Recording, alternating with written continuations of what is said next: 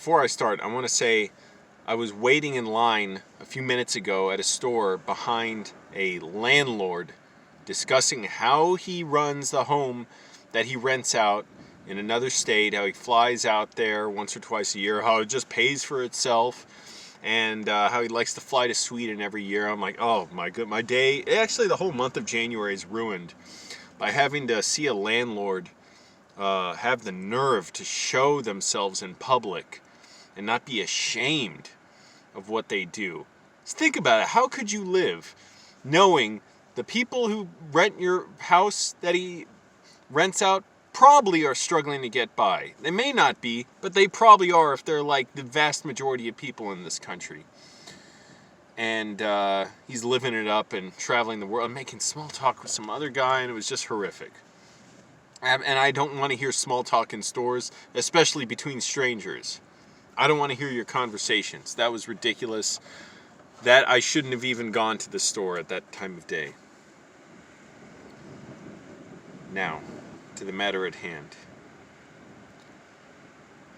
Oh, and also, if you don't know, I'm not doing introductions anymore, so my intro would explain that I don't pay landlords, but I live in my car. That's a sleeping bag that I have, a bunch of trash, the cardboard I blocked the windows out with. This one, you can tell, rear passenger window, I have them marked so I can just pull them up and put them in the windows. I spray painted them black. I was thinking about how much I hate the more boring segments on NPR. Which on the East Coast, it's like all of them. On the West Coast here, now that I'm in LA, it's actually a decent station. They actually have some good stuff. Like, it's actually kind of interesting. I don't know what it is, East Coast, just nightmarish. Just nightmarishly boring, like to the point where it's like malicious and they want to hurt you. Just dull program after dull program.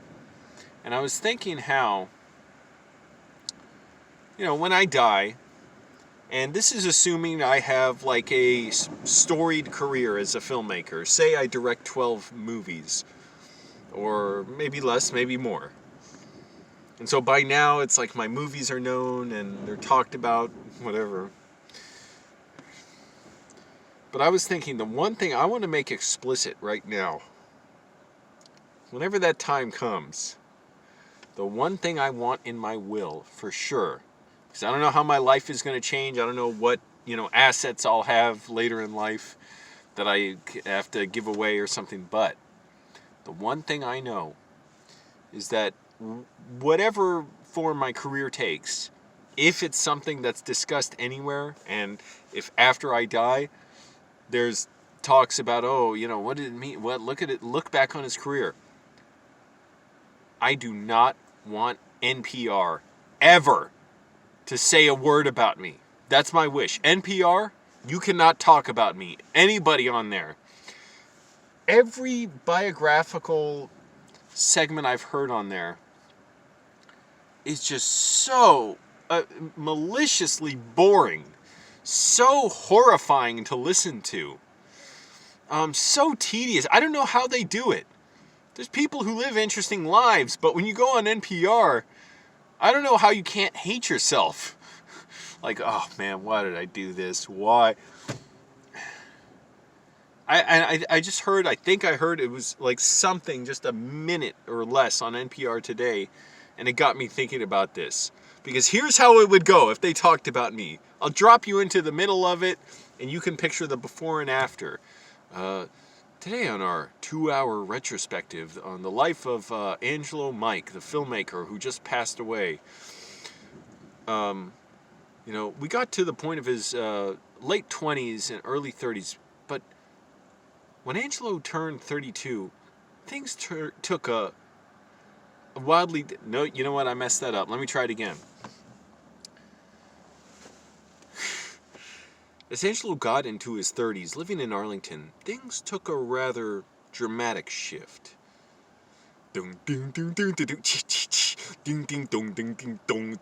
Shit jazz playing that may as well be its own genre of music. Shit jazz.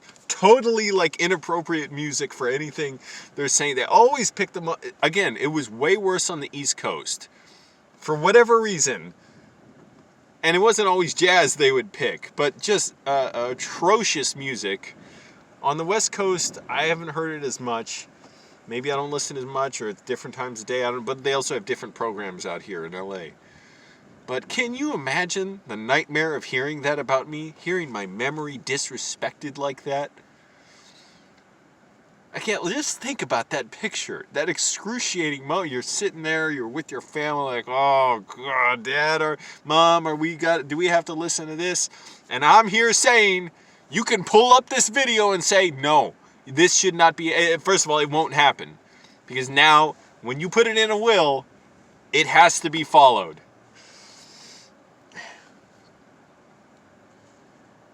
But just imagine this. They've already done a boring as shit hour. We've gone from Angelo's early 20s, like from little is known about his early life, and then we went to his 20s, and now, in his 30s, things took a rather dramatic turn for the homeless YouTuber.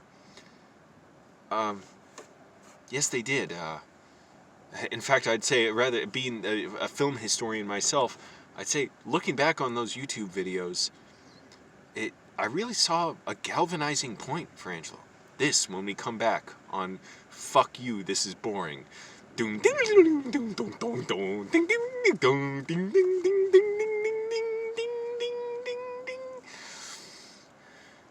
you imagine that? Everybody who makes shows like that at NPR, hit yourselves hard. You need to be woken up out of this horrible, horrible situation. Like this. What are other words for boring? Banal, insipid, tedious. Please don't ever let that happen about me. Don't let them ever talk about me. Not one fucking word on NPR. If you listen to NPR, I don't even want you to know. If that's how you get your news, I don't even want you to know that I've died. You'll have to find out another way. Because guess what? They don't get the report on it.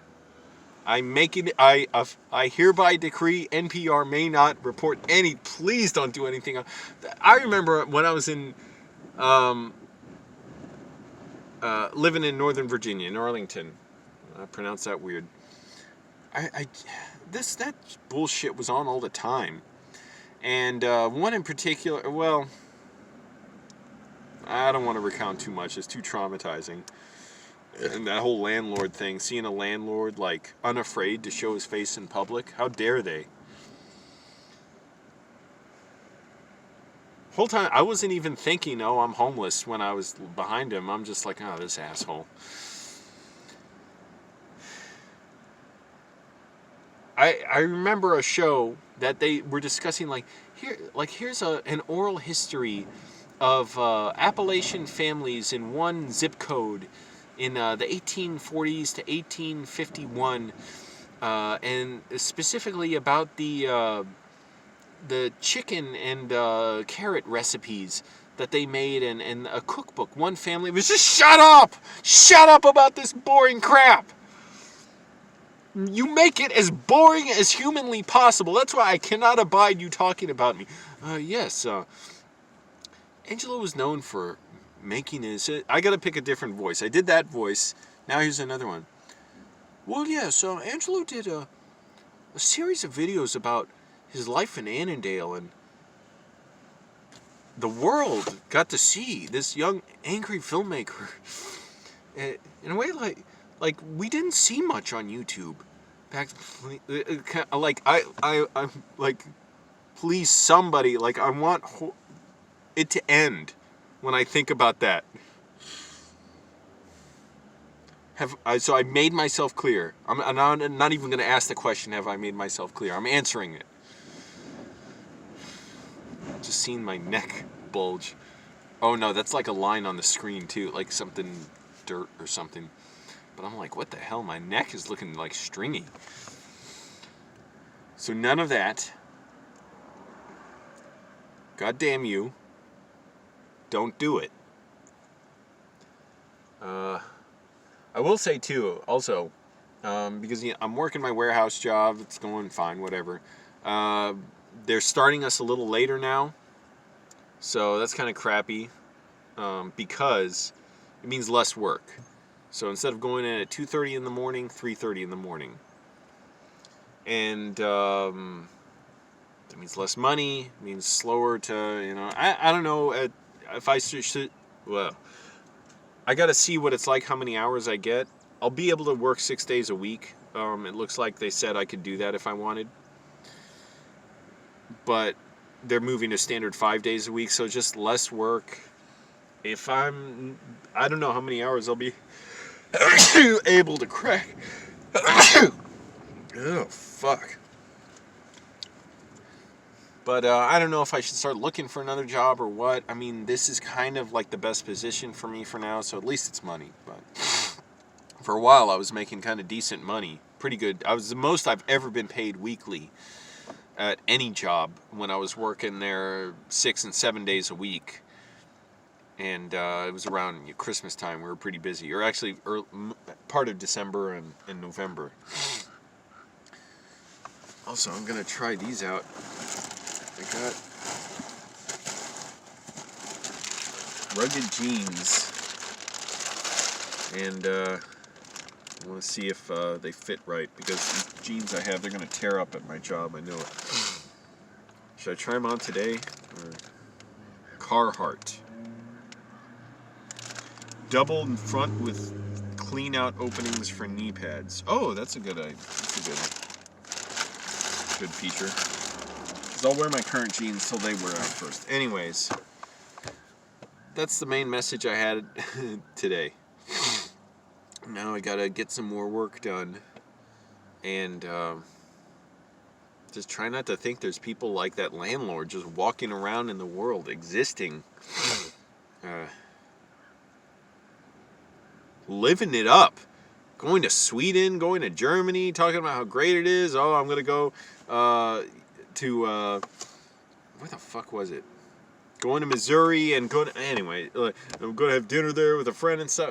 Oh my goodness! And also, how the hell is he gonna have dinner? Well, I guess the restaurants may be open there, but it's pandemic and all. Anyways, living it up. That's what landlords are doing.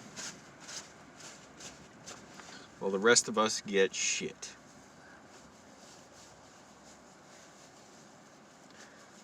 That's it.